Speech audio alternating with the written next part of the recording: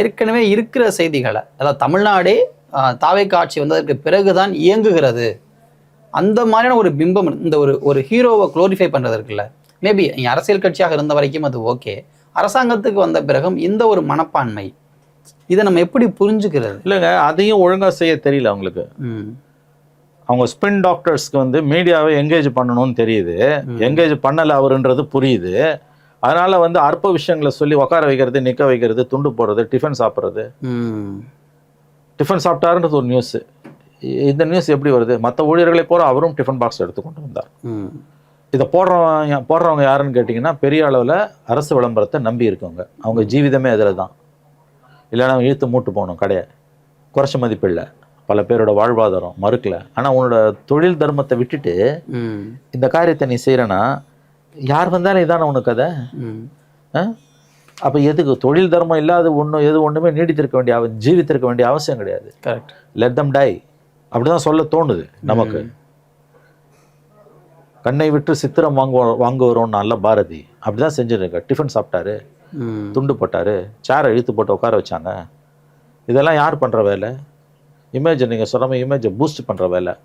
இது யார் வந்தாலும் உனக்கு இதே தான் வேலை. ஜெயலலிதா இருந்தாலும் ஜால்ரா அடிப்பேன், கருணாநிதி இருந்தாலும் ஜால்ரா அடிப்பேன், அப்படியே எடப்பாடி வந்தாலும் ஜால்ரா, ஸ்டாலின் வந்தால் ஜால்ராவோ ஜால்ரா.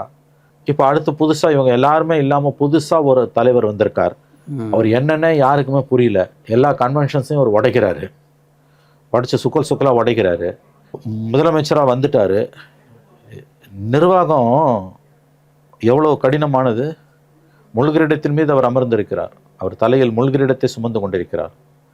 இதில் கிரிட்டிக்கலாக அனலைஸ் பண்ண வேண்டிய மீடியா அதை பண்ண முடியல, ஜீவிதத்துக்காக காம்ப்ரமைஸ் பண்ண வேண்டியிருக்குன்னா பொத்திக்கினாது இருக்கணும். நீங்கள் எதுக்கு போய் இந்த வேலை உங்களுக்கு வந்து 8 கிலோமீட்டர் வந்தார், டிராஃபிக் நின்றுது, அதனால் வந்து வீடு பக்கத்தில் மாற போகிறாரு.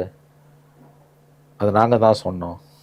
இது ஒரு பெருமையா உனக்கு? நான் கேட்குறேன். இல்லை, இப்போ டிராஃபிக்லேயே வராராம் கூட, ஒரு லேனில் இன்னொரு லேனில் பொதுமக்கள் அலோவ் பண்ணிக்கிட்டு இன்னொரு லைனில் விஜய் வராராம். இது ஸ்டாலின் அவர்கள் இருந்தப்போ நடந்த, ஜெயலலிதா பீரியட்லேயே வந்துடுச்சுங்க.